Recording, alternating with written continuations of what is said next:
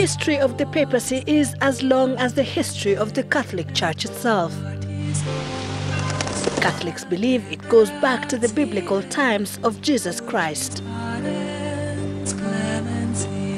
Matthew chapter 16, and Jesus says to Simon Peter, "You are Peter, the rock, and on this rock I will build my church." That is the power that Peter got. Peter was, however, later killed and crucified upside down in Rome, it is believed. So the Basilica of St. Peter is built over the tomb of St. Peter, An iconic dome that dominates the skyline of Rome. St. Peter's tomb lies directly beneath the Pope's altar in the Vatican Basilica, signifying that each bishop of Rome is St. Peter's successor. To date, unlike any other Christian see, Rome can put at least a name to every bishop in an unbroken line back to the 1st century of the Christian era and to St. Peter himself, whom Catholics regard as the first pope. And Pope Francis is Pope number 266. It has been nearly 20 centuries of succession by men of great variety. Richard McBride, the author of The Lives of Popes, says among Peter's successors are warriors and peacemakers, saints and scoundrels, politicians and pastors, reformers and nepotists alike. In the book, there are popes rated the worst of the worst popes. John XII is documented as having led one of the most immoral lives of any pope in history and died of a stroke, allegedly in the bed of a married woman. He was apparently elected pope at the age of 18. Then there is Pope Sabinian. He is said to have sold grain to the hungry for a profit. So unpopular was he that when he died, his funeral had to be diverted outside the city walls in order to reach St. Peter's Basilica, where popes are buried.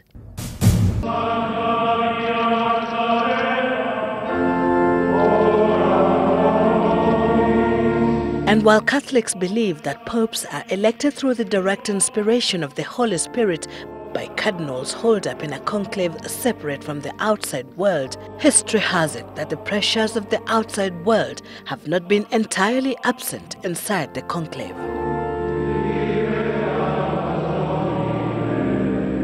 There was a period when there were interferences in the papal elections by various European governments. There have been some papal elections that took a year, even over a year. There was a time, because of politics in Rome, the papacy moved from Rome to a city in France known as Avignon. At that time is known as the Babylonian captivity of the church. Despite the bleak history, there have been outstanding popes, popes that have been declared saints. Some of them have lived in our times. Pope John XXIII is widely regarded as the most beloved pope in the whole of history. A great reformer, he called the Second Vatican Council in 1962, more than a century after the First Vatican Council. When he decided to call the council, said, "I would like to open the window. And when I open the window, fresh air is going to come in. Aggiornamento, fresh air to come in order to freshen the church and to give new life to the church." There is also the image of the Spirit coming into the church again. And probably the wind, some people said, blew too strongly once he had opened the window.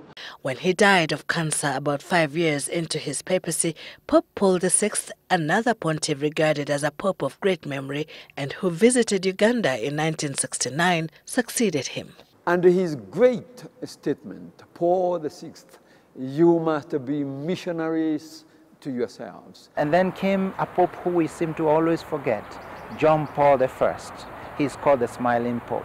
Alberto Luciani came from Venice. He was only a pope for 33 days. A wonderful person who brought freshness and cheer in the church. But unfortunately, within a month, he was gone. It is said he died in his sleep. When the Holy Father dies, a cardinal who is the head of the papal household and who is known as the Kama Lengo goes, and he carries with him a small little wooden hammer. And then he hits the Pope on the forehead, lately with that hammer, calling his name. If the Holy Father answers, obviously the Holy Father is not dead. If he does not answer, I do not need to say the obvious. He declares the Holy Father dead. John Paul II would be chosen to succeed him at the age of 58. A young Pope with energy, who then started moving with all these pilgrimages and trips to the world over. Most probably, he is the most traveled man ever on earth. John Paul II made the world his parish. The pontiff who later survived an assassination attempt. Then we had, after Pope John Paul II, we had Pope Benedict XVI, a great theologian. He was a university professor who taught theology and ethics in 4 major German universities before Pope John Paul II called him to Rome in order to head the Congregation for the Doctrine of the Faith, an intellectual. But he did the unprecedented. He resigned after 7 years into his papacy, breaking away from centuries of tradition. And he retired in a little monastery in the Vatican. And of course, surprise, after Pope Benedict XVI, a Pope from Argentina, Pope Francis, who comes with newness of person, of personality and focus. That's the beauty of the church. Yeah. That every stage of the church, there is adventure, you could say. He has the makings of greatness.